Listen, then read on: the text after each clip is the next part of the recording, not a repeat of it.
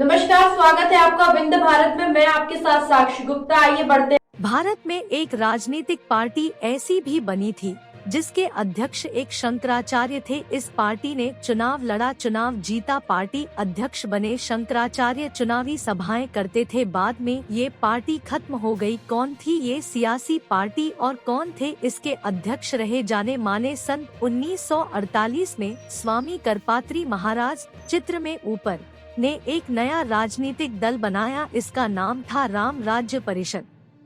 इस पार्टी के अध्यक्ष बनाए गए युवा सन्यासी स्वरूपानंद, जो करपात्री जी के पास रहकर शिक्षा ग्रहण कर रहे थे। तब स्वरूपानंद तेजतर्रार और सियासी विचारधारा वाले साधु कहे जाते थे। हालांकि बाद में इस पार्टी से वह खुद किनारे हो गए। बाद में उन्हें कांग्रेस के करीबी संत के तौर पर भी जाना गया। शंकराचार्य स्वामी स्वरूपानंद सरस्वती ने महज 09 साल की उम्र में घर छोड़ दिया था। वह धर्म यात्राएं करने लगे थे। इस दौरान जब वह काशी पहुँचे तो उन्होंने ब्रह्मलीन श्री स्वामी करपात्री महाराज से वेदांग और शास्त्रों की शाली वह स्वामी करपात्री महाराज के प्रिय शिष्यों में थे। 1948 में स्वामी करपात्री महाराज ने जब राम राज्य परिषद के नाम से नई पार्टी का गठन किया तो उन्होंने युवा स्वामी स्वरूपानंद को इसका अध्यक्ष बनाया। चूँकि स्वामी स्वरूपानंद आजादी की लड़ाई में भी कूद चुके थे, जुझारू थे और आजादी की लड़ाई में जेल भी जा चुके थे,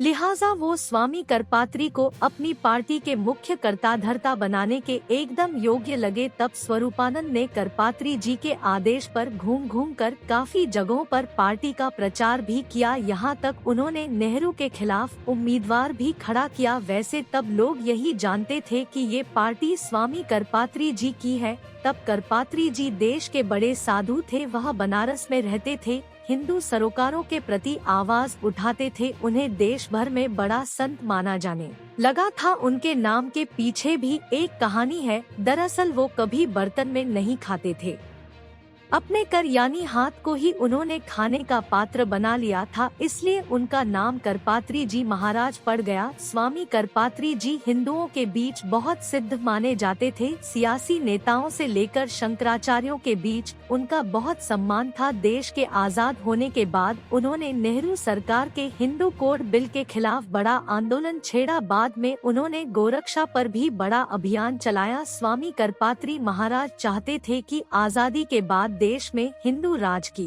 स्थापना हो। इस उद्देश्य के तहत उन्होंने 1948 में एक सियासी पार्टी की स्थापना की जिसका नाम था अखिल भारतीय रामराज्य परिषद, यानी देश में रामराज्य की स्थापना। पार्टी का एजेंडा था हिंदू राष्ट्रवाद। उनकी पार्टी को 50 और 60 के दशक में जबरदस्त लोकप्रियता हासिल हुई। इस पार्टी की शुरुआत धूमधाम से हुई। इसके उद्देश्य बहुत स्पष्ट थे। स्वामी स्वरूपानंद ने चुनाव की ही इसकी कमान नहीं संभाली, बल्कि इस पार्टी के गठन पर भी खास ध्यान दिया। स्वामी स्वरूपानंद और स्वामी करपात्री महाराज जब चुनावों के दौरान चुनाव प्रचार करते थे तो उन्हें सुनने बड़े पैमाने पर लोग आते थे। उन्हें देश के शीर्ष हस्तियों का समर्थन भी मिला था।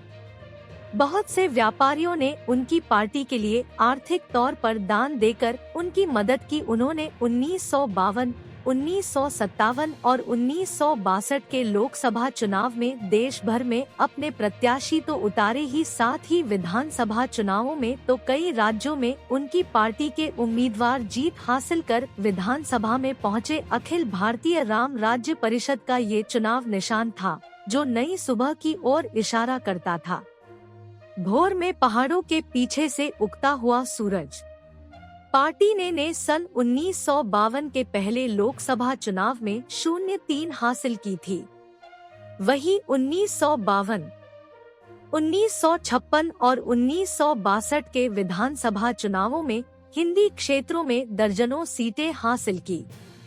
बिहार और उत्तर प्रदेश में जब 1952 में विधानसभा चुनाव हुए तो रामराज्य परिषद 29 और 95 सीटों पर चुनाव लड़ी, लेकिन दोनों राज्यों में उसे एक सीट पर जीत हासिल हुई। लेकिन जब पहली बार 1957 में राजस्थान विधानसभा के चुनाव हुए तो स्वामी करपात्री की पार्टी ने 60 सीटों पर चुनाव लड़ा और 17 पर जीत पाई। ये बहुत बड़ी जीत थी। इससे सियासी जगत में वो एक नई ताकत बनते हुए लगे। स्वामी करपात्री की पार्टी अगर कई राज्यों के विधानसभा में चुनाव लड़ ही थी और जीत रही थी तो लोकसभा चुनाव में भी उसने भागीदारी की। 1962 के चुनाव में रामराज्य परिषद के 2 उम्मीदवार लोकसभा में फिर जीते। इस तरह से कहा जा सकता है कि स्वामी करपात्री जी महाराज और स्वामी स्वरूपानंद की हिंदू पार्टी अपनी पहचान बना चुकी थी। हालांकि बाद में रामराज्य परिषद का विलय भारतीय जनसंघ में हो गया, जो अब भारतीय जनता पार्टी के रूप में सामने है। स्वामी करपात्री का निधन 75 साल की आयु में वाराणसी में हुआ। उनका मूल नाम हरि नारायण ओझा था। वे दशनामी परंपरा के सन्यासी थे। धर्मशास्त्रों में उनकी गजब की विद्वता को देखते हुए उन्हें धर्म सम्राट की उपाधि प्रदान दी गई। बाद में स्वामी स्वरूपानंद भी राजनीति से किनारे हो गए, लेकिन उन्हें भारतीय जनता पार्टी के आलोचक संत के तौर पर याद किया जाता है। अक्सर उन पर कांग्रेस के करीब होने का भी आरोप